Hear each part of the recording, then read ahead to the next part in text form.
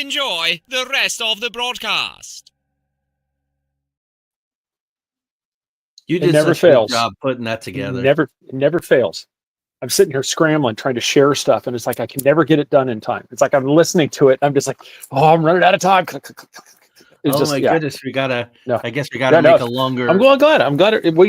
It's like I appreciate the call of it, but it was a we project, not an I or you. It was definitely a labor of intensity from all of us involved in this thing. So well, there were on a couple of continents, which was very cool. The puppet and voiceover guy, and Jeremy did the music, and but you put together all those visuals, and it's just I love watching it.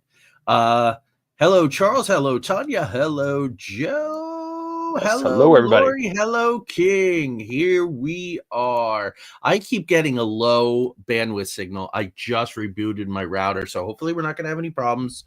But I don't know what the hell this is about. But anyhow, Vice President. So I love your subtitle, by the way. You and I were both so busy this week.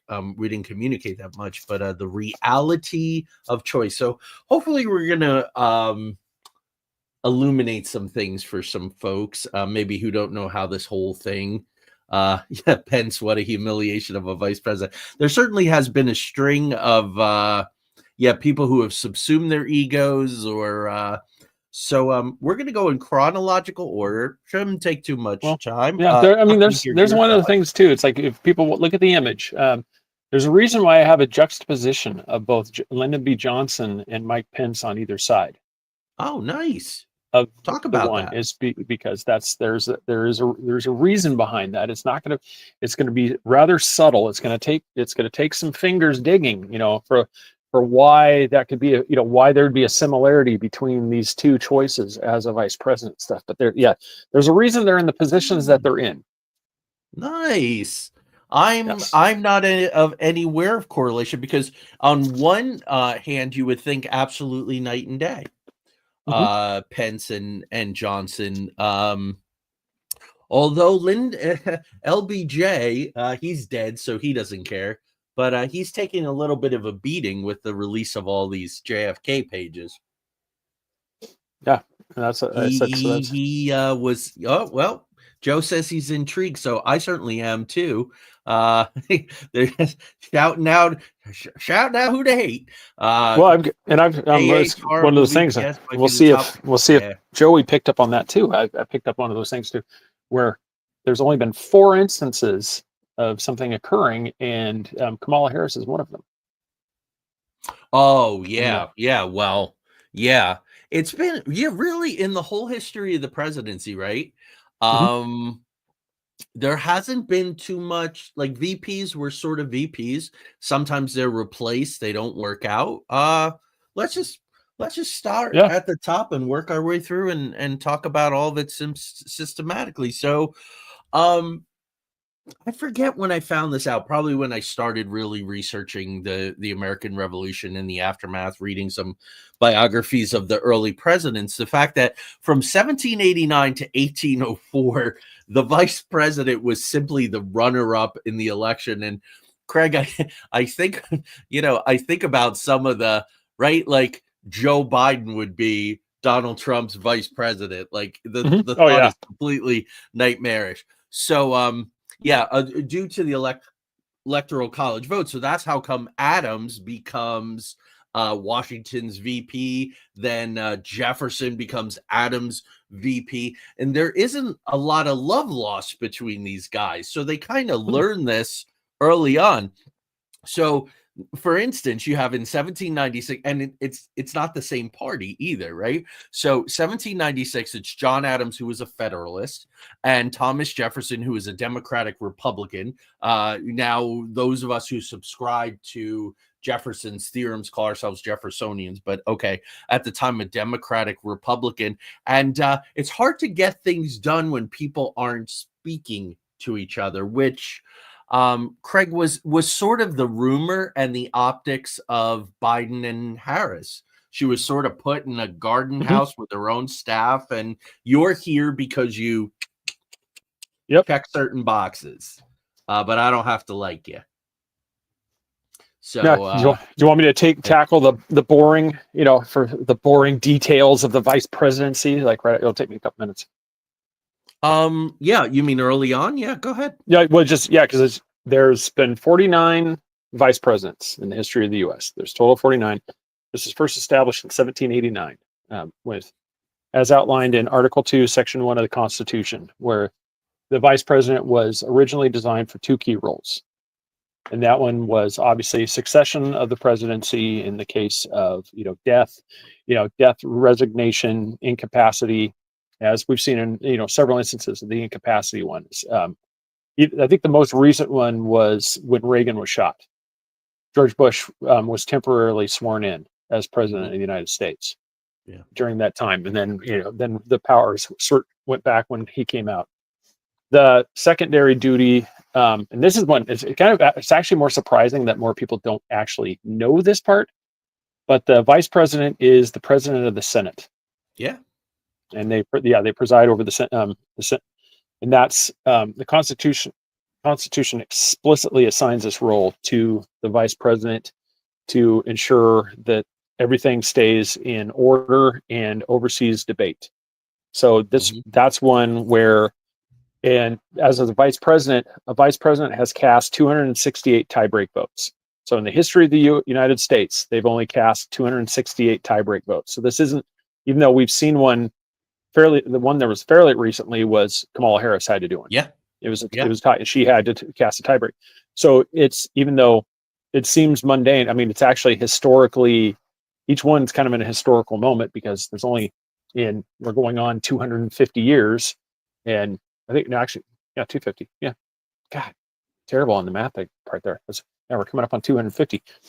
Yeah. Now, so 268. So, I mean, you're one a year if you break that. And then, so this one, as we'll get into, I don't want to jump, too, because, don't want to give all the goodies away. But this third one was added through the 12th Amendment, and then refined the Electoral Count Act of 1887. And this is where the vice president became the one that oversaw the certification of the vote. Mm-hmm.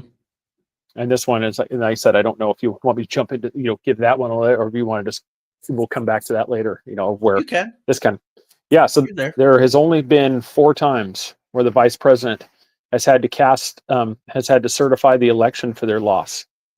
Mm-hmm. Now, this isn't to certify their party's loss, or if they were part of a ticket and they had to like Al Gore had to, certify. So Al Gore was one of them. It was Richard Nixon in 1961, Hubert Humphrey in 1969, Al Gore in 2001, and recently Kamala Harris in 2025. Those are the only 4 times a vice president had to actually preside over their loss, because they were the candidate running for president. Other ones have had to, as the vice president, they've had to certify their own tickets lost because they were running for re-election, but the president lost. But this is the only time where they were the candidate and they had to certify their own thing. And there's a huge similarity. We'll get to it as we get there, but between Al Gore and Kamala Harris, there's a real connection between those two as well. Yeah. Dang, dude, Besides you came loaded for bear tonight. So King says, and we'll see as we go, and stay with us, King. Back in the early 80s, early 90s, things were different. The presidents and VPs much different than the last 20 years. I don't organically see that, but so it'll be interesting when we get there. So 1800 really kind of caused a problem, caused the sea change and all of this kind of stuff. Because Jefferson and Burr tied. Anybody who knows the musical Hamilton, so on and so forth, knows all the contention there. So it was really Jefferson and Madison versus Alexander Hamilton, and Burr kind of would bounce back and forth. In some ways, he and Hamilton, because Hamilton had such a dislike of Jefferson and Madison, were allied. But Alexander Hamilton, being overly ambitious, opposed Jefferson initially, but then went on Jefferson's side because they had 37 votes, and they could not break the tie. Nobody was moving because the Federalists initially did not want Jefferson. Remember, John Adams was a Federalist. There was a lot of bad blood there, and that was really what led to ultimately the duel and Alexander Hamilton's death. That really burned Burr when he found out that Alexander Hamilton was kind of the tiebreaker in a sense, but swung people. So after that, we have the 12th Amendment, which stated then that electors cast separate votes for president and vice president, and that they had to be from the same ticket. They had to be on a single ticket. So that checked a lot of boxes. So not bad. I mean, in the first 11 years of the country, with the president, right? Because a lot of people don't know that, okay, Yorktown was October 1781. Things weren't buttoned up, and the Brits didn't go home, and the American soldiers didn't go home until 1783. So because it was all being negotiated in Paris, because the French were so, I kind of had a laugh a couple weeks ago where a French parliamentarian said, "Oh, the ideals of the United States no longer match the Statue of Liberty. Why don't you send it back?" And what's her name, the new press secretary. She says to the reporter who brought it up, well, they should remind them that if we didn't help France, they'd all be speaking German now. And I was thinking, if France didn't help us in 1781, we'd be a British colony. We'd probably still be a Commonwealth. Yeah, so there may actually not be a Canada-U.S. type thing if in that case. I mean, it honestly could have been the same thing, territorial. Yeah, it's just really interesting. So let's see here.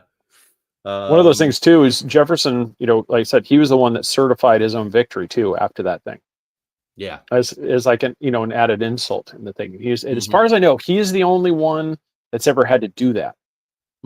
Certify his own, actually certify his own victory. Yeah. So really, really interesting. And then, so what happens then is presidents did not pick their own running mates. So again, there's another stage in the process. The stage in the process now after the 12th Amendment is that early vice presidential candidates were chosen at party caucuses where congressional leaders decided on the nominees. I would argue, Craig, that in some ways that still happens. I think that happened with Sarah Palin. And obviously the RNC and the DNC have very big hands. So my understanding, I know I'm skipping ahead a little, but my understanding is McCain went to a meeting. He wanted Joe Lieberman, the independent, right? If anybody remembers Joe Lieberman, he was an interesting guy, and they sort of blindsided him with Palin. So we'll save that. Well, we'll kind of but I mean, it does work for where right now, because it's kind of a lead up to it. Those are modern examples of what was actually happening in the beginning, because it was one. It wasn't so much that these guys were, they were just all lined up aristocrats, that it's your turn, it's your turn to take this. No, it was when it was done, basically it was like chess moves. It was like posturing to get here. This is the thing. If I do this is going to put this in place. And that's where a lot of the ones, like the picks like Sarah Palin, that was done to try to lock in, because McCain was not popular with the religious right, with a lot of the Midwestern. He wasn't popular. So what they did is they got the mama bear, the slick, talking, female governor from Alaska that had that popularity on that side, and they were like, okay, if we get her, this is going to help lock in that. But the problem was, you could see it from the beginning. Those two were not. They weren't the same. They weren't the same. McCain and Palin were not. It's you can't. It's like that house divided thing. He's like, you can't. And that's one of those things too. Pence was another thing where Pence was done for a reason. It wasn't that he was the best one to go with Trump and that ticket. No, Pence was done because here's a guy that just switched from the Democrat Party, and here's like, we got to make sure we get these ultra conservatives that that like this clean cut looking guy from the Bible guy from he's going to come in here and everybody's going to lock in, and that's where. So yeah, you weren't jumping ahead. You were actually just this is gone from the beginning to now. This isn't something new. Tanya brings up a really good vote. I believe that Sarah Palin cost McCain, potentially lost him the presidency. I think it was a huge gaffe on the RNC's part. Well, it very well could have been, because at that time, as people saw, the country was kind of going to that center left. It was kind of lurching this way, and so what you did is you brought in McCain was there. That's why Romney and McCain were. That was kind of like that time, because they were that center left. They could appeal to. I wouldn't say like the Reagan Democrats. What it was like. The way this says, this was the more moderate Democrats would be like, well, you know what? I'm not really quite ready to go that far left. So McCain, war here. I might, but just like she said, now you bring in this ultra. Just the one that doesn't have anything really in common with the with the city population. And now, boom, just like you said, it didn't work. Oil and water. Yeah. And we saw that too. There wound up being a lot of skeletons in the closet, but Tanya and I were really taking a very close look at RFK Jr. for a while. And that. Yeah.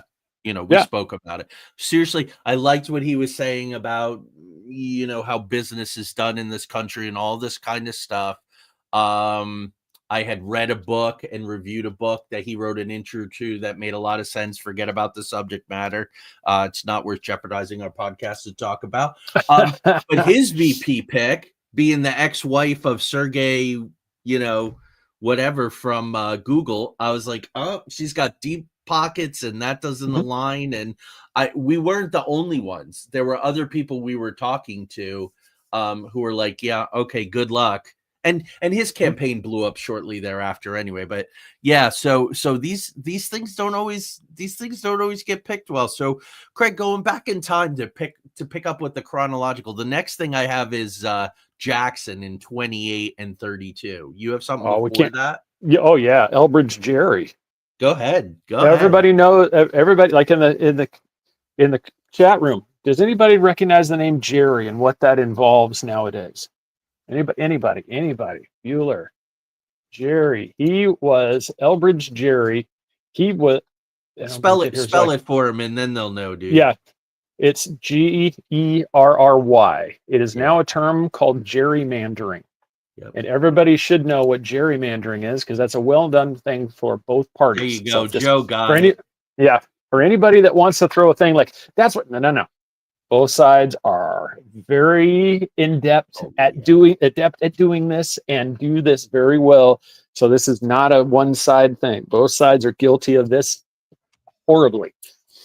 And he was a governor of Massachusetts, and he was known for redrawing districts to his advantage. Yeah. And so he was by doing this, and he was James Madison's VP. And so, well done on those guys. That's early on. That's early on. They were playing the games. And the one I had after that was Martin Van Buren's vice president, Richard Minter Johnson. Did you come across him at all? Let me actually jump ahead. He succeeds Jackson. Yeah. So keep in mind that I said that early VP candidates are chosen by the party caucuses where congressional leaders decide on nominees. But of course, bloody Andrew Jackson, who's really something as a president, a very, very interesting guy, a very good friend of mine who died a couple years ago, wrote a really good biography on Jackson. But anyway, in 1828, Jackson wins with John C. Calhoun as his vice president. But then when they have to do the day-to-day together, they clash over states' rights. They clash over the nullification crisis, which very topical today, what's going on, South Carolina protesting tariffs. So, folks, I'm just going to say this because I don't want to go too sideways. There's only two ways to fund a government, and that's through taxes or through tariffs. So, Craig, like with so that many could have been things, Charles. So many things with this. I'll put that up on the screen in a second. like with so many things with this administration, the idea behind it's not bad. America's been taking a beating in the trade wars. Mhm. So there's a point there. Now, what does I wonder if that might have been Jerry's meander for the crooked borders? And it could be because it's one of those, for anybody that, like I've had some people, I talk to them, it's like, dude, you understand that how weird it is to have the line go perfectly down this street and curl around this block and just curves to ensure that these Democrat votes aren't in this district or these Republican votes aren't in this district. And that's why it's like, I mean, does it make any sense to have this long, skinny strip of a district go here and then it spans out? It's like, yeah, all you have to do is look at congressional districts. It doesn't make any sense. And until you actually realize it's done intentionally to put votes in certain areas. That's why they do it. I'm trying to find the answer here. And it's not coming up quickly, but it was the Boston Globe in 1812, and they called it gerrymander. So yeah, there you go. Why does Rhode Island kind of go the little thing about Jackson, and this kind of sets up the one I was talking, the vice president that's coming up here. Yeah. Jackson's one of his biggest things. A lot of people, aren't aware of this part either. He was the one that took us from divine providence to manifest destiny. He's the one, Trail of Tears. Jackson went from working with the native populations to we are their masters and they are to be subservient to, and we wipe them out. This came from Andrew Jackson. Yeah. So this was his, that was his thing. He got this ball rolling, and then back to Joey. He was a very complicated president. He stood up to the international bankers. He didn't want the national bank in the United States, and that was part of the reason that some things happened during his watch. So in 1832, right, we've had this very contentious relationship with Jackson and Calhoun. National party conventions start selecting the VP candidates. So Jackson drops Calhoun and he gets Martin Van Buren. Now, Van Buren is loyal to the party. He's a very skilled strategist, and he actually has a lot of power. He's one of the first vice presidents, Craig, who actually has some power. He really helps to shape the identity of the Democratic Party. But an interesting thing, and we're going to see this 70 years later, so I'm not going to give it away.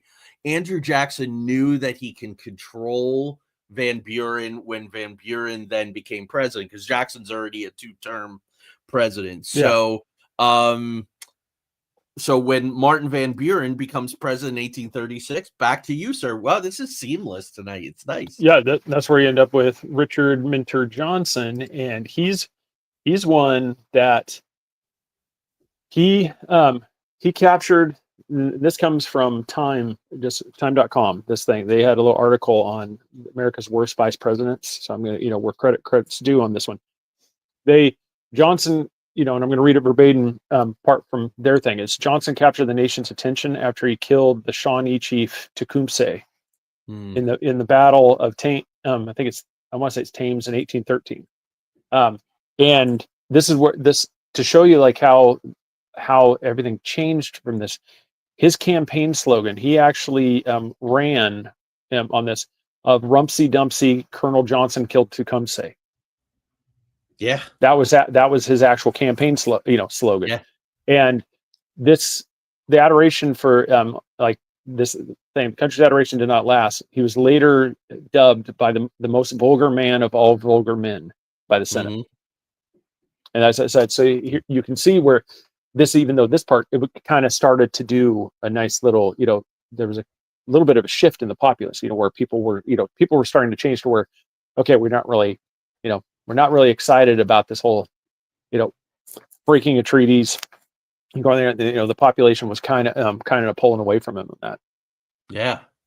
Yeah. So it's interesting how it's all changing when you start to get into it. So at this time, in general, because Jackson sort of handpicked Van Buren was a little more active, but in general, presidential nominees did not have a lot of choice. basically party leaders, again, DNC, RNC kind of thing, were balancing the ticket for geographic and ideological, and we still get that. We get so much of it for geographical. That's how Walsh got on Harris's ticket, Midwest. And there's another example of that. But Truman and Barkley were like that. That's how Truman wound up with Barkley. Ike and Nixon, right? Ike was a military guy. He was sort of seen as being part of the East Coast establishment, although he wasn't really.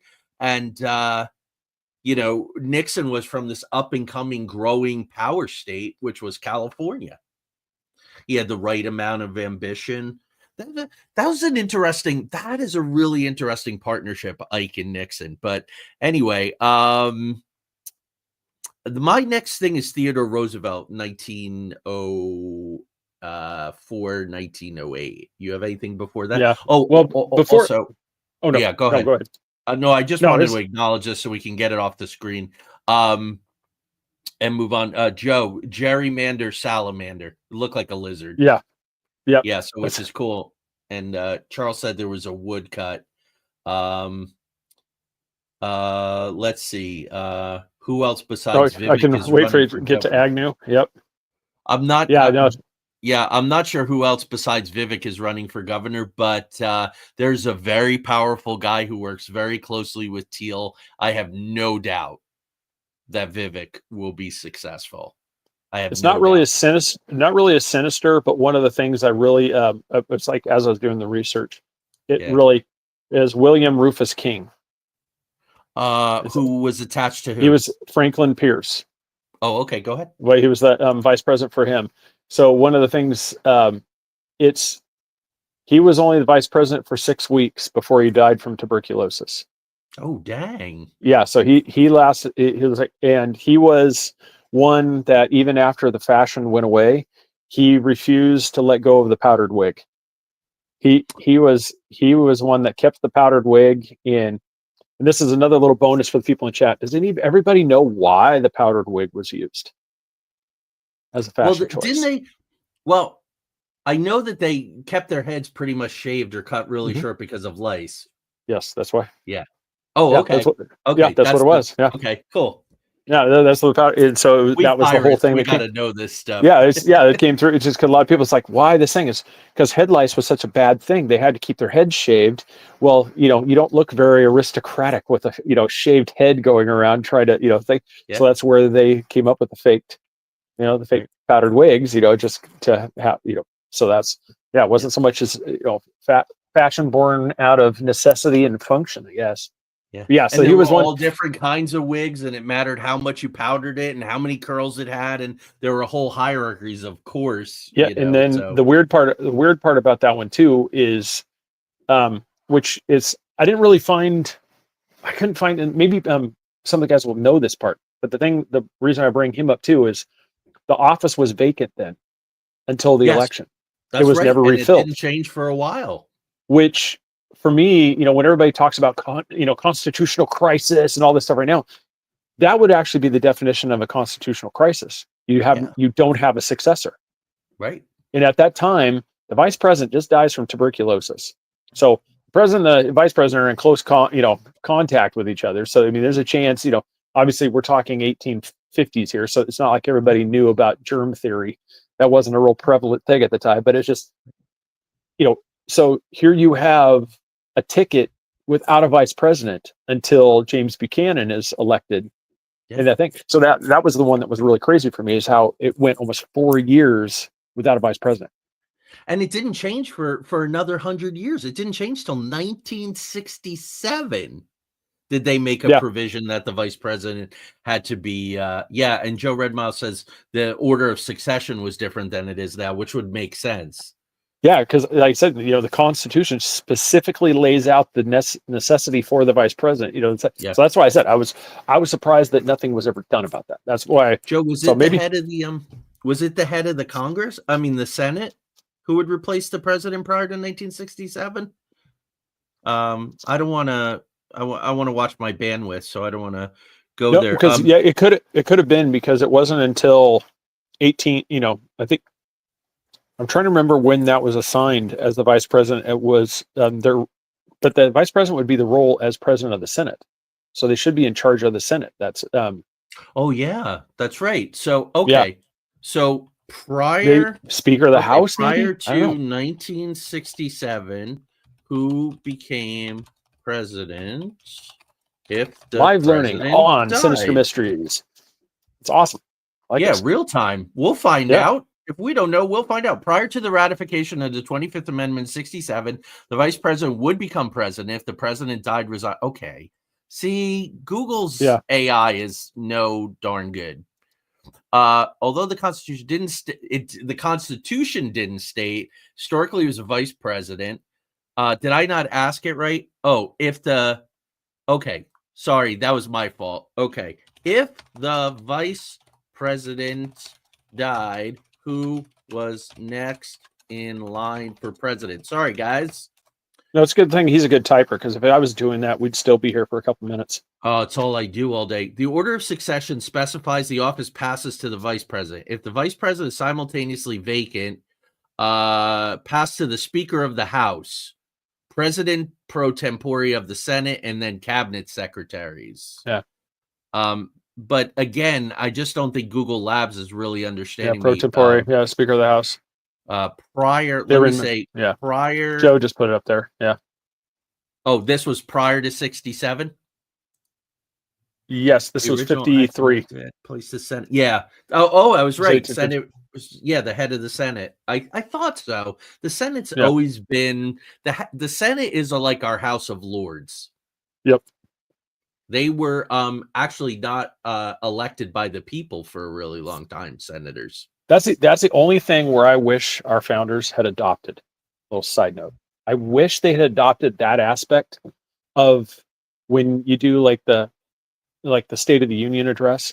A president would have to go before the body like that and present their case, and then you could have the body, but in today's thing, could you imagine, Yeah.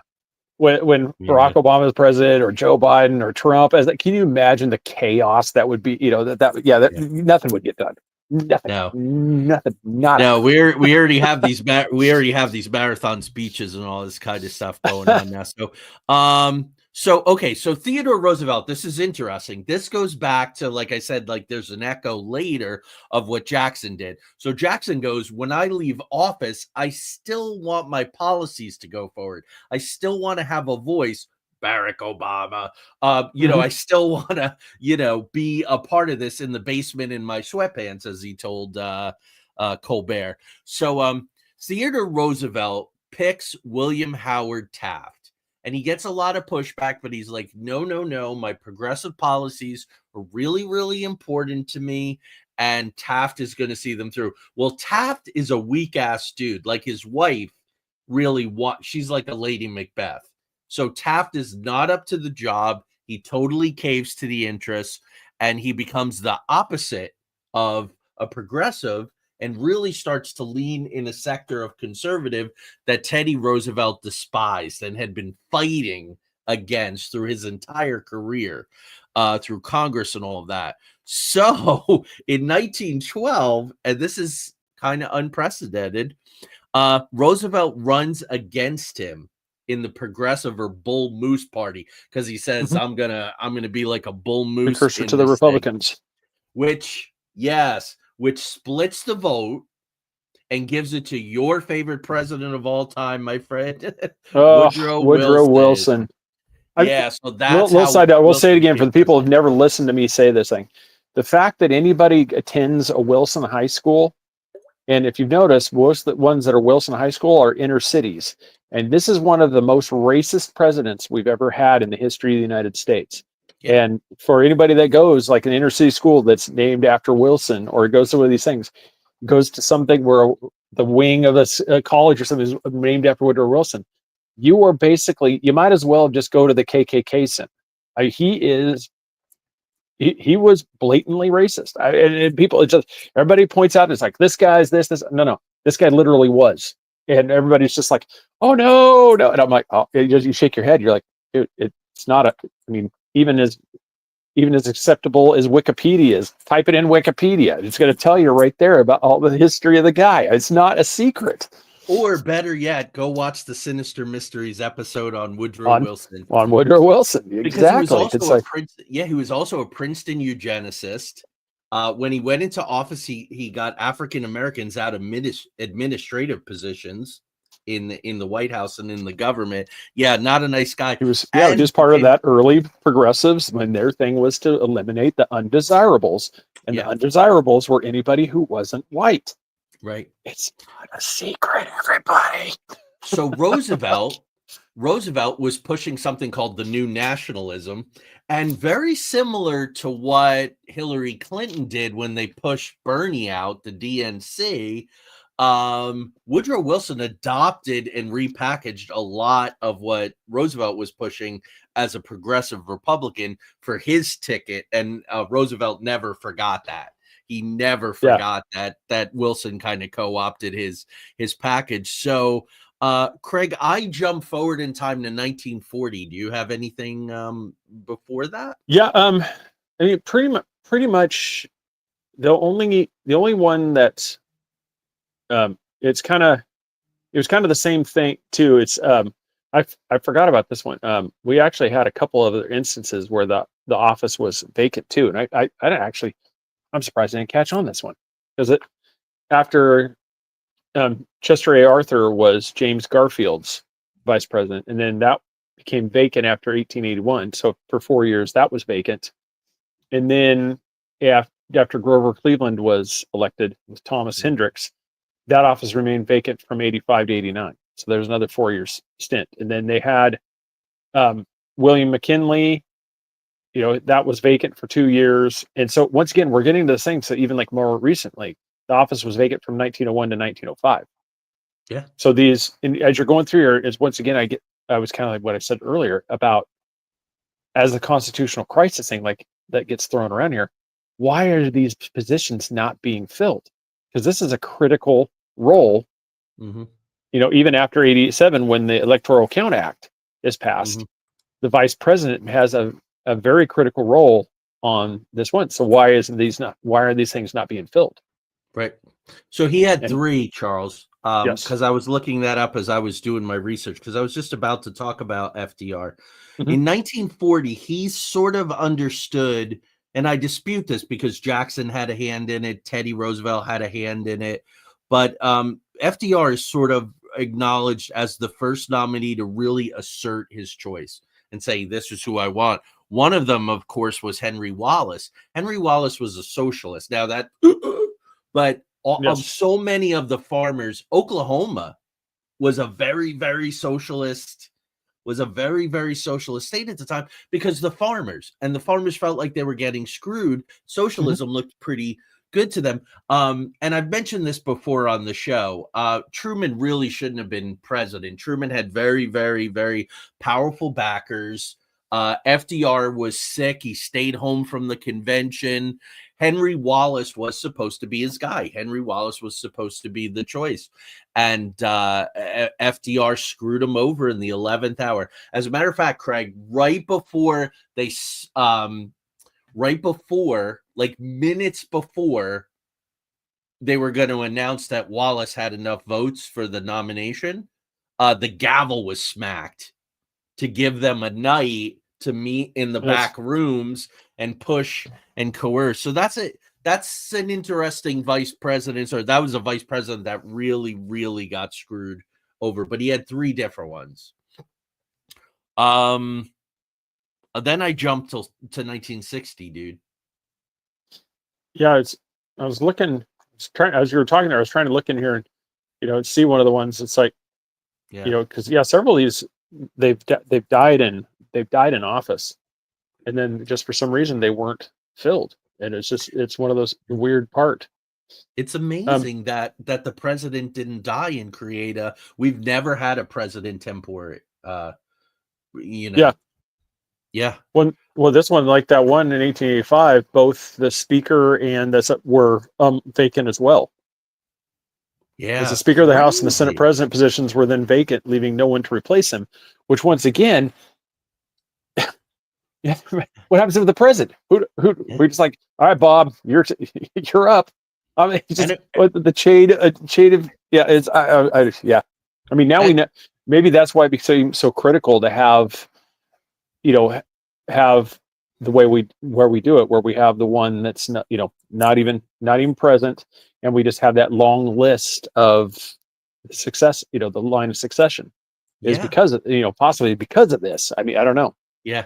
Ron, actually, I'm going to get that into it in a second. I think, Craig, it really speaks to the fact that the vice president is not really a legitimate, they're picked not because their skill sets and all. That's what the president is for. So you don't want a vice president that's smarter. You don't want a vice president that's more competent or more liked by the people.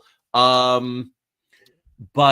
in the age pre-television, so that's why I think, and the Senate was so powerful that it actually makes sense that you would want the head of the Senate and not a vice president. So if a vice president dies, then they already did their job, right? So follow the logic. If the vice president's job is to get the president elected, once the president Mhm. is elected, the vice president's done their job. So if they die, you want to get a powerful person in there. So Ron S., whose wife had been helping to run things, since he's your favorite president, Craig, I'll let you handle this. Mhm. Yeah, I just typed it too. Woodrow Wilson. Yeah, it was Yeah. the one, and where it's we mentioned this several times, where history repeats itself. I think it's going to come out in the thing.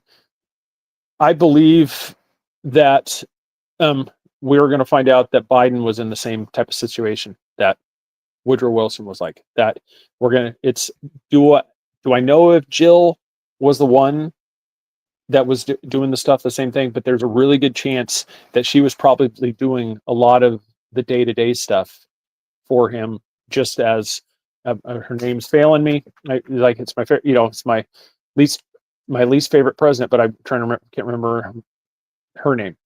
That's who I think was in charge. Well, that's one of the, I mean, he says it right. He said it right there. It's like, if I could, but I think it's one of those, because somebody's got to actually make the, like here, do this, that, I think those ones, because that's what she was doing when Wilson was incapacitated. She was doing the, the presidential duties like that. And she wasn't letting people see. Yeah, she was doing all this stuff. And I think this is kind of the same thing, because the reason I say that is because there's that infamous one where Jill was kind of presiding over that cabinet meeting. Yeah. Yeah. And that's where I think history will come back, and we're probably going to find out that this actually occurred. And this is one of those things. Yeah. Because Wilson, they wouldn't even let anybody go see him. It was just like, every time we want to see the president. Oh no, he's okay. He's okay. It's like I'm doing, here's what he wants done.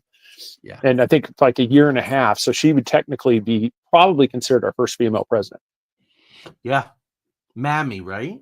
Mammy? Oh, I can't remember. I'll type like it up. that. It's killing me right now. We're stumping ourselves tonight.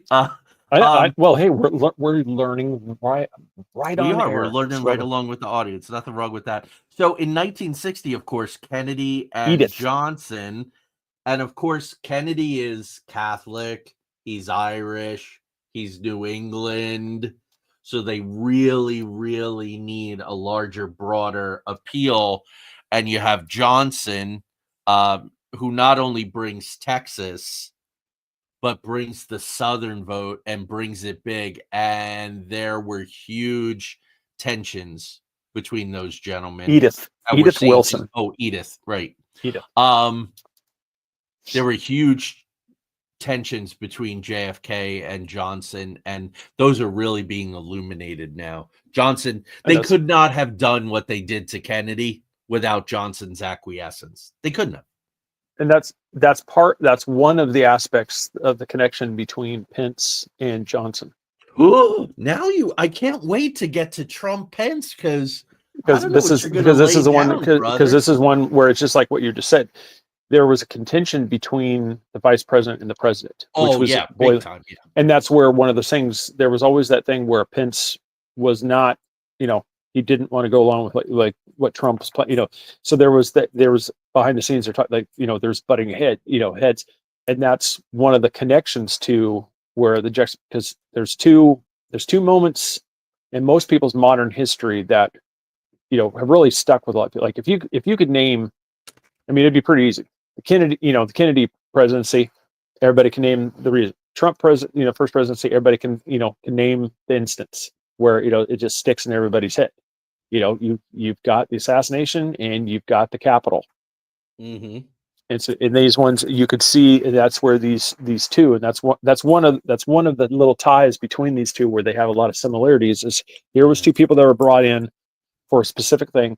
Johnson at the time, he was a really great player, leaning on faith and stuff, even though, it's not me to judge someone's character, but I'm not really sure he was leaning as high on that Bible as he'd like to make it in pinch of the same one. So these are the two that they really, like I said, that's one of the real similarities between these two. Yeah. So Charles, I think that's the reason for the amendment in 67. Because now we have a president very publicly killed, the vice president steps in, people are starting to understand. So I think it took a little while to let's see. Right. So we talked about the 25th Amendment. Great. Okay. So the president then nominates a new vice president. So more and more power is given to the president, subject to congressional approval. So a vice president almost becomes like a cabinet member. So the president picks them, Congress has to approve them. All right. So when is the 25th Amendment? When does it come into play? It comes into play twice, and it comes into play pretty quickly and then never again. So, of course, when Nixon resigns, Gerald Ford replaces Spiro Agnew. But I don't have anything really on Spiro except that he resigned after corruption charges. That's all I have, Craig. So I know Joe wanted us to. He was a fiery kind of defender of the presidency and the Vietnam War. Spiro Agnew. I mean, he was that was his thing. I think I'm trying to. He would basically. This is one of the ones too. Like I said, I'll give credit. I didn't know about this. He used to intentionally hit golf balls at people that were spectators. When they're doing golf, he would intentionally hit the golf ball towards them. As I said, that was one of the things he did. He was one that the biggest thing was his declaration of nothing to hide. Mm-hmm. Was Spiro Agnew's thing, where he was fined and sentenced to probation. But it was one of those, it's kind of like, I was looking at, and I think, it's, what's with the Northeast governors and all these problems, gerrymandering. Nixon had quite a crew. Maybe we'll do a show sometime on Nixon's crew, his cast of characters, right? So John Dean and BB Rebozo, one of the best names ever. Real interesting dude. Howard Hughes was involved with them. Yeah, because we're getting up, up to the part 2 now, where it's for me. I think Nixon Spiro is, for me, I think, is when you can really. I'll see what you think of this. This was my take as I was doing the research on these vice presidents. I think now is when we're really starting to see Mike get involved in politics, the military-industrial complex. Eisenhower warned about this. At this point? Now, because now we've got the likes of Nixon, Agnew. Now Bush Sr. is starting to come onto the picture. Yeah, but before that, you got Nelson Rockefeller. So you got Rockefeller that close to the presidency. So, Craig, you're absolutely right. Yeah, and I think that's when you're really started to see them. What is the no term that what everybody's calling it now. The deep state's really starting to come to the forefront. It's no longer like behind the scenes. This is one where, it's just kind of like anything. It's like we realize, well, we could do this in here, but if we actually start putting something out there in the forefront, then you have, then it's like we become more of a legitimate thing than just a shadow body. And I think that's where you start really seeing on these, in this order of those ones. Cause after that, because you really had, it was Mondale, I mean, was he really wasn't really all that, you know, there was vanilla. I mean, there wasn't really Yeah. much. I mean, we could have a whole segment on vice presidents that just really didn't, they just kind of faded into the, you know, the bins of history. I mean, Well, Dan Quayle was one. yeah, so let's unpack it a little. So Carter Mondale, Zabriskie was really the national security advisor. Zabriskie was really in charge. The way Kissinger ran so much of so many things, you know, Mhm. when the Repubs were in. But Mondale was liberal. He was an experienced senator. He gave him the Midwest vote. He was from Minnesota, so another Walsh situation, and he was very involved because here's Jimmy Carter, who was really reactionary. It was really the public's reaction to the abuses of the Nixon administration. And Ford, after he pardoned Nixon, he didn't have a snowball's chance, so on and so forth. So that's why Carter became president. Carter was an excellent statesman. That was his place because he got chewed up. He was doing the bidding of people like Zabriskie. So I think you're absolutely right. And then we get really into the modern. We get really into what you'd call the modern era of Reagan. Yeah, because I would real quick before we go back, like what you said with the Rockefeller. Do you think it was just because of there's still the robber barons that was still kind of fresh in everybody's mind? You know, just the ultra wealthy control from the early 20s, 30s. That's why the Rockefellers never really could rise, because you have these powerful families. It's always amazing that they never could achieve that higher office with all of their influence. They could never get to that point. And I don't know if it's just the families didn't want this or why. I mean, yeah, I don't know.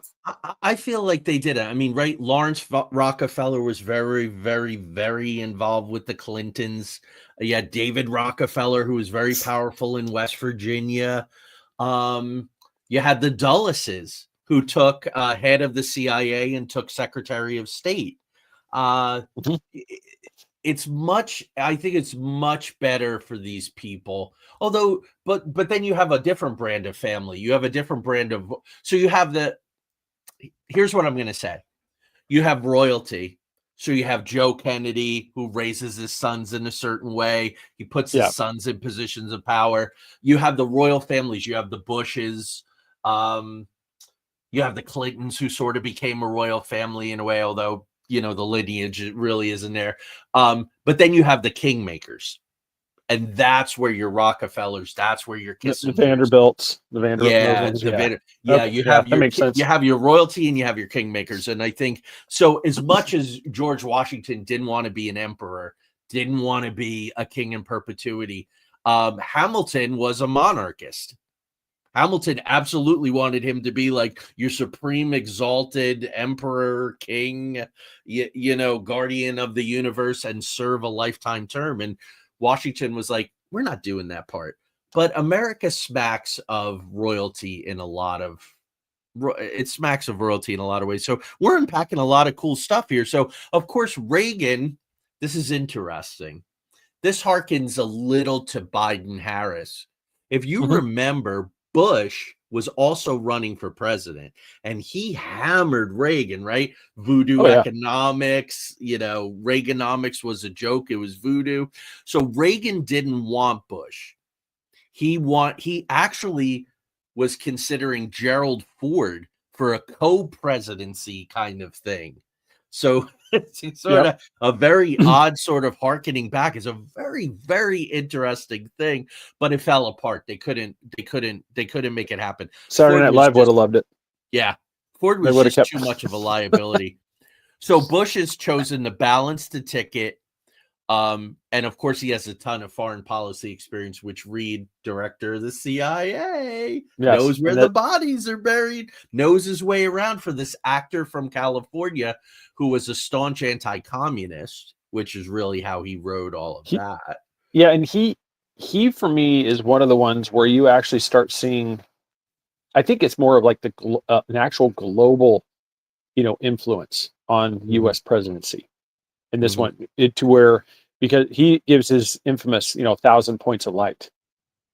You know, as Yeah. as once he's president. You know, so Hey, like I wrote a play that is one of the 1,000 points of light. yeah, and so you can see that he has a connection to this, and that's where Mhm.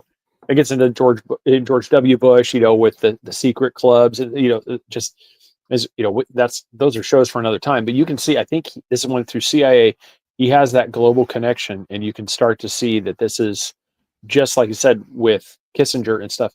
That we're coming out of that time with Operation Condor. We're coming into this period now where instead of the shadowy players are becoming forefront, power leaders and stuff. And that's what one of the things I think.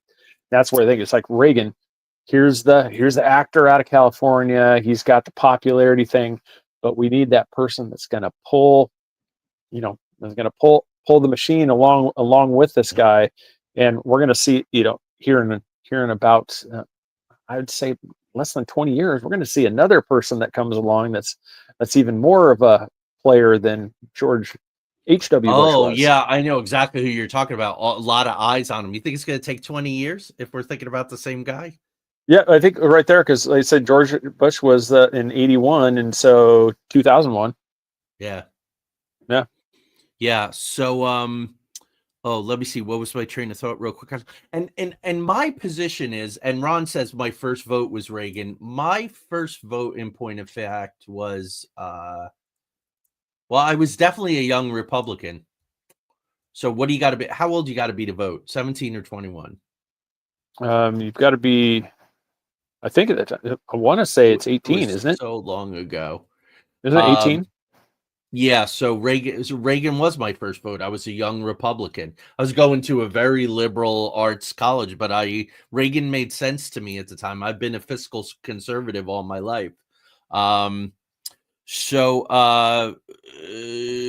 my contention, Craig, is that Bush didn't love being president. I thought his reelection campaign was really, really lackluster. He almost rolled over. Well, I Because I think think he liked being in the. yeah, that's part of the reason why the one that's coming up, same thing. He never.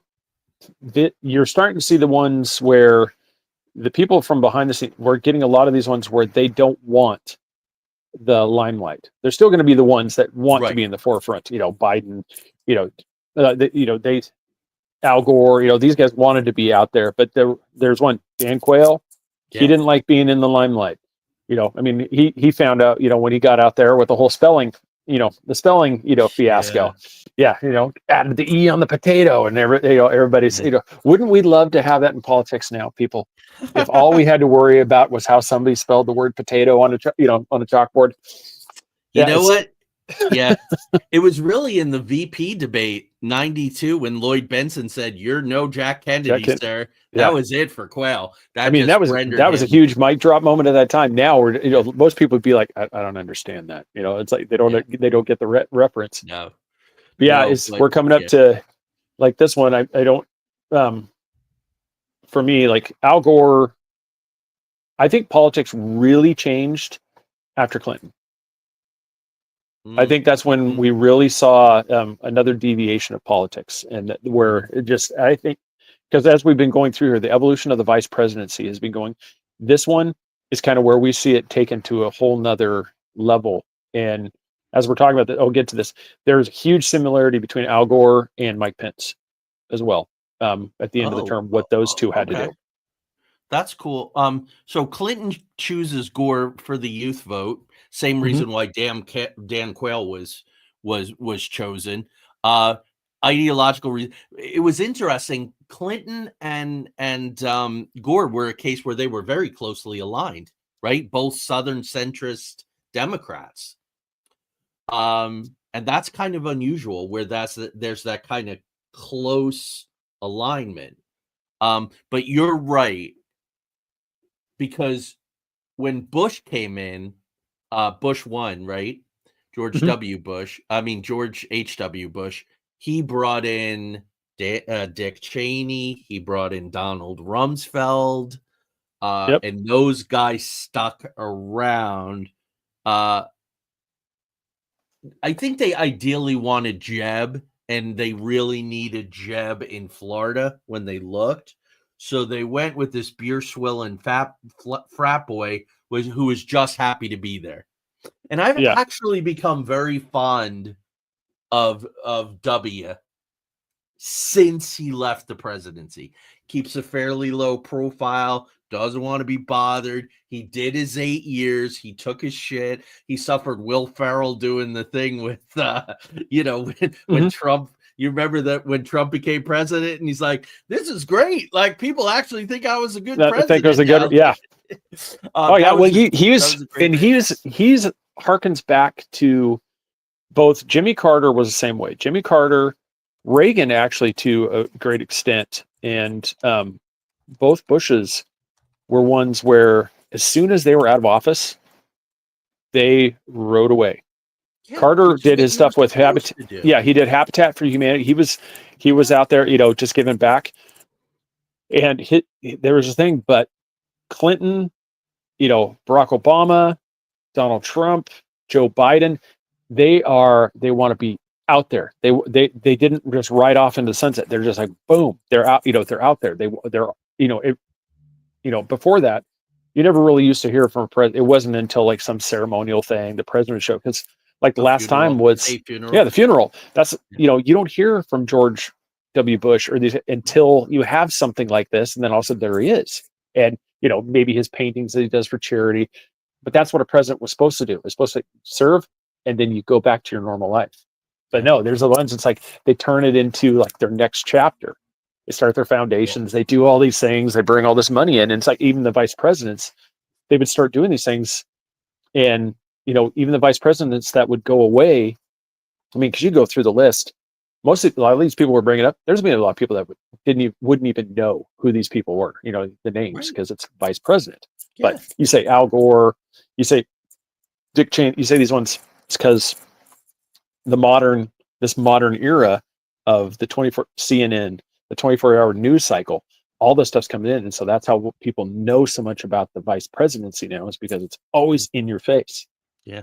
Well, Gore went on with the inconvenient truth. I mean, he was always environmental. That was kind of his thing, even as vice president. But he was the first one to make $1 billion in the green energy movement. Yeah. That kept him out there, which got him away from tippers putting warnings on rock music. That was his wife's thing, if you remember. Oh yeah. No, I remember that. So Bush Cheney, of course, is a very, very different creature, because it's really dad's cabal running things. So Cheney's vice president. You got Rumsfeld, you got Ashcroft, you got the big corporations involved. This is really the MIC dudes. Halliburton. Oh yeah. Oh, what? Dick Cheney's in charge of Halliburton. Suddenly we go on. We go to war. How interesting. Cheney is. It's pretty much universally agreed that Cheney was the most powerful vice president that there has ever been. Yeah, I would probably easily go for that, because it's one of those things.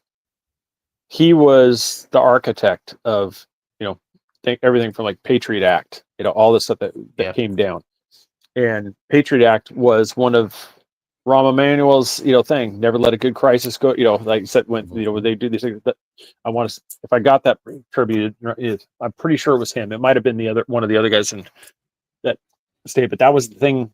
No, you're right. He never let a crisis go to waste. No. The Patriot Act was probably one of the most single-handedly, seizing of freedoms through the Constitution that we'd had probably since FDR. Yep. When the internment camps, it's for the Japanese, Italian, U.S. citizens, and this one, because, I remember going to college, 95. We met one of our friends. We kind of pretended to be Hare Krishnas and met him at the airport. Just like shaved head. Just doing this stupid stuff as kids. And now people look at you like you did what? I'm like, no, you used to be able to go meet your family at the gate as they came off the plane. Oh yeah. Yeah, or walk people to the gate and see them off. Yeah, you hug your loved one as they hop right before they get on the plane, and everybody looks at it now as like this foreign concept. I'm like, that's how much freedom was stripped in 2001. after 9/11, and that's what I said. He's like, he can't do that stuff anymore. And it's like I said, Do you know, Craig? We've mentioned this on the show before, but I don't know if people know that USA Patriot Act is actually an acronym. And it stands for Uniting and Strengthening America by Providing Appropriate Tools Required to Intercept and Obstruct Terrorism Act of 2001. That's what USA Patriot is. It's an acronym, and quite a always mouthful. Acronyms. Yeah, quite a mouthful. So McCain-Palin talked about that a little, but I don't know if you remember this. So McCain wants Joe Lieberman. He doesn't get his way. The Republican conservatives are deeply entrenched because the Mick is entrenched, and they don't want. We don't want no Joe Lieberman. But how about the Sarah Palin folks? Do you remember that the RNC shelled out $150,000 to give Sarah Palin a makeover, new clothes, new hair, new makeup? $150,000. I don't think Kamala got that. Yeah, not from the Republicans, absolutely not. No, I mean, it's a joke. Yeah. No, well, they might have. They might have at the end of the day. By the end, they might have. Give. No, it's they. Yeah. The thing too is, you could see it's just they were the packaging. It wasn't so much like what the policies were. This just became, the vice presidency is becoming more of a political, offices and to doing these things. This one probably, I don't know. I would definitely say in the last three, Joe Biden, Mike Pence, and Kamala Harris. I think you really saw that not only were they supposed to be used like in different roles, but you could also see that they became. I think it was a lot less. Like there's a lot less like actual influence being used by the vice presidency, and it was becoming more of like a ceremonial roles. Like, go out here and just do that public appearance. Just go away. Don't bother me. I don't want to see you. Go over here. Right, but let's not gloss over Biden, right? So Obama comes from nowhere. We did a whole episode on Biden, right? This dude comes up from nowhere, gives the keynote speech at the DNC. Suddenly, oh geez, he's going to be president. He's a one-term senator, right? Raises many red flags. So Biden is a foreign policy expert. He's been a senator from forever. Appeals to white working class voters. Boy, did that change. But he's got all these connections with Burisma and power in Ukraine and all that. What? And Delaware, banking capital of the United States. All the major bank powerhouses are there. And what happens while Biden is vice president? The financial and banking crisis, which was really just a consolidation of power. That's exactly what there was. Lehman Brothers was chosen, and a few others were chosen, and a lot of people got really hurt from that. And that was the time. Here's Joe Biden, Delaware, banking capital of the United States, and suddenly credit cards go from 9, 10, 11% to 17, 18, 20% almost overnight. Yeah, that was during that time. Yeah, it's basically just a fleecing, of the system. It's usury. It's a very ancient word, usury. And I was happy to see Bernie talk about usury in the banking system the other night with his tirade. And as we're getting kind of into the modern time here too, one of the things, like I teased just a little bit ago, Al Gore, where Al Gore and Mike Pence really, a lot of their similarities is they both presided over an entirely highly contentious certification process.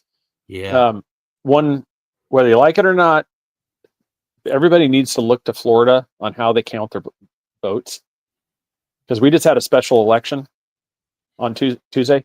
We know who won by the end of the night. This is, like I said, there was no thing, and that all came about because of the chads. Everybody remembers it's a hanging Chad, pregnant Chad, slightly dimpled Chad. I mean, and everybody realized it's just that there has to be a different process, and Florida kind of, spearheaded the change and made it to where they get the count done. I mean, there's not, it's rare if there's ever, a delay in the results. And so Al Gore he gets in this part, he's ruled through Supreme Court. He's ruled, it rules, the count has to be certified. Boom. He goes through. The party members of the Democrat Party are demanding that he does not certify this, that he does. And this is where the connection is, because everybody points to, Mike Pence, like what happened during January 6th, that this was an unprecedented thing. No, the same people that would call for Mike Pence to not certify thing were doing that back in 2001 with Al Gore. But it was the Democrat side that were demanding that Al Gore not certify this, do these things. And he's still, and even to his own, he made, basically presidential. He was stoic, and he said, no, this is what has to be done. Even though I don't like it, this is what must be done. And Mike Pence did the same exact thing. Good point. Even through the pressure, he had to do what people in his own party were telling him, don't do this, you can't do this. He's like, I have a constitutional job to do, and that is certify the duly elected president of the United States. Al Gore had to certify George W. Bush. Mike Pence had to certify Joseph Biden as the president. They both had to do this role, whether the party liked it or not. They were both required to, as constitutional law, to do this process, and they both did. They both did what they were supposed to do, and they both paid a political price for it. Al Gore, from that moment on, he's he faded off into just where he was just doing books. Well, he faded off, but his political thing ended. Mike Pence, same thing. He's not his political thing, and that went from and that's it's without the politics side, that was more of a demographic thing, Charles, than due to a vote thing. It's like the counting of the votes doesn't lean to a party thing at all. It's just it got to the point where the process has to go into the thing, because it's just, you can't have like what we just had this last time with Arizona again. Arizona's got to figure this out.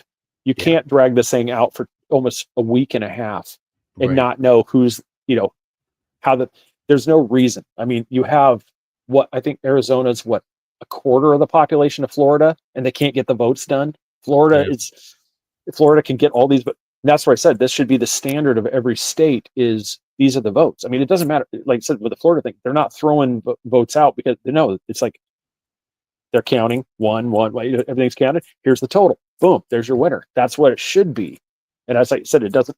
The demographics, that's here and there for the same. The process should be this way, and that's one of the things that was born out of the Al Gore George W. Bush election is through that thing. Is this process in that state was fixed because of this problem. They saw the problem and they fixed it.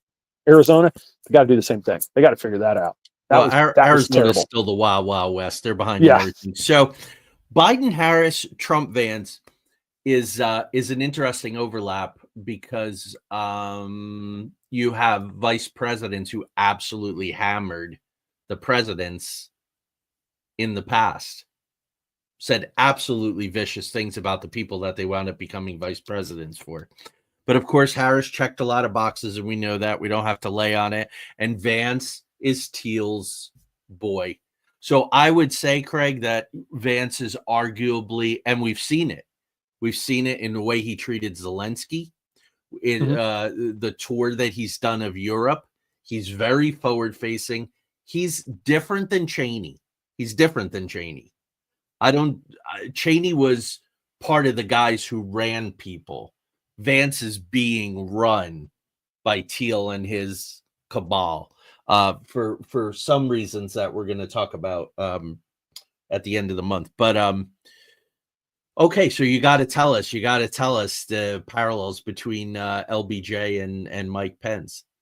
Well, it was one of those, basically the same thing. Like the parallels is they were both controversial, incredibly loyal. I mean, that's the thing. It's like even in the same, even though they had their complete disagreements behind the scene, both of them almost to their to their detriment, they were the loyalty where they refused to publicly go out there, but behind the scenes, they were the only thing that main deviation, especially with the documents come out, is, as far as I know, Pence was never involved in a conspiracy to potentially take out the president of the United States. Whereas, Lyndon B. Johnson, it looking like he literally was having the handshake, passing off the money envelope to the Secret Service agent, saying, "Hey, good job, buddy."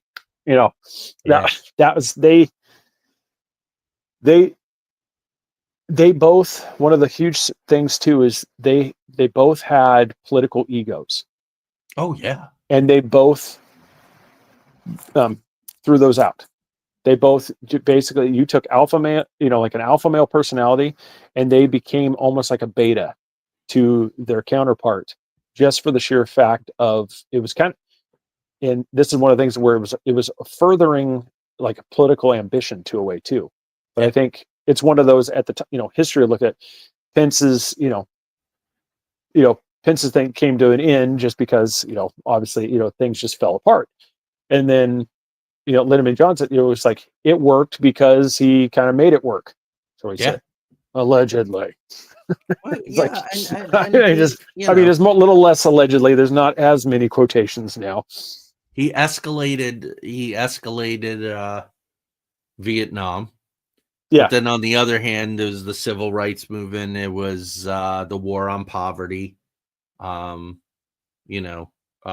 the first National Bridge Commission to inspect America's highways and bridges after the Silver Bridge collapsed in Point Pleasant. That was under his watch. Complicated guy. And they both in their way. Like I said, they both, and this is one just as we were talking, I guess in a way both too, you could say that they both had a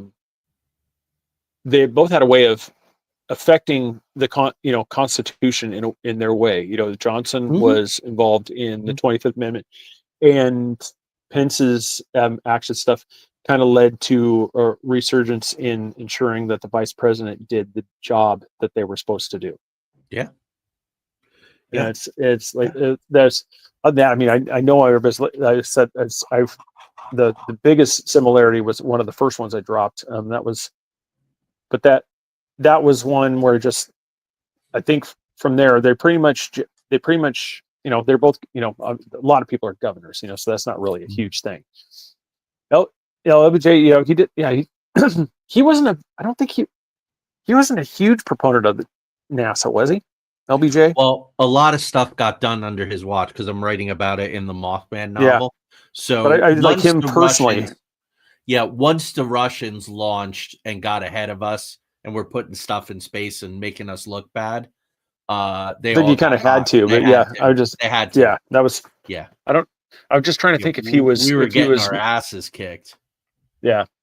Yeah. But no, we pretty much here. I mean, there's a list. I mean, we can do a whole nother show on the mundanes. I mean, there's a lot of, deep dive in each one, but I mean, that'd be like a 3-hour episode and it'd be like reading a textbook on a few of them. The eyes would roll in your back of the head. But yeah, there's a show about failures. Yeah. John, like I said, there, everybody gets their little things named after them, because it's one of the things when you're involved in it. Yeah. It's like, you're going to have that.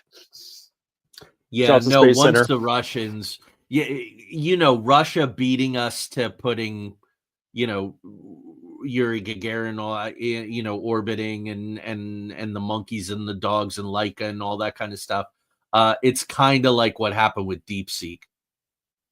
When your enemy gets one over on you to that level, everybody starts pulling together, except that thing kind of went away. So anyway, I gotta run, and but this was fun. Thanks guys as always for contributing and doing a little research in real time. It's all part of it. We can't possibly know everything. Just want to let everybody know I still have no idea what the heck Timber Sycamore is, but I'll know all about it by next week, and then we're gonna debunk Amityville. We'll tell you what the narrative was of Amityville with the DeFeo murders, and then what the Lutzes claimed, and then we'll see who got involved with the Lutzes, and then where the fact and the fiction was. It's delicate in a way, and in a way, it's just life, man. So if people are lying, they have to be called out on their lies. That's just life. It's what we do. And then April 28th, the Butterfly Revolution. Get ready for this one, guys. It is an architecture for the future that kind of makes you go. Yeah, that's So one of the things and it we might provide some context. Go ahead, that's sir. one of the things we strive for on the show. It's like we don't really we don't really care what the thing is. It's facts are what matters. It Like I said, exists. It exists, and it's time just and money is being put into it, and that's what's important. Right on. So, well, thanks all right, everybody. I gotta run. Don't be sinister. Stay mysterious. Let's hear from the puppet man. Okay, bye, everybody. Do you have a sinister mystery in mind? Let us know by sending us a DM or comment in the chat. Don't forget to like, subscribe, and hit that notification bell. Till next time, stay mysterious.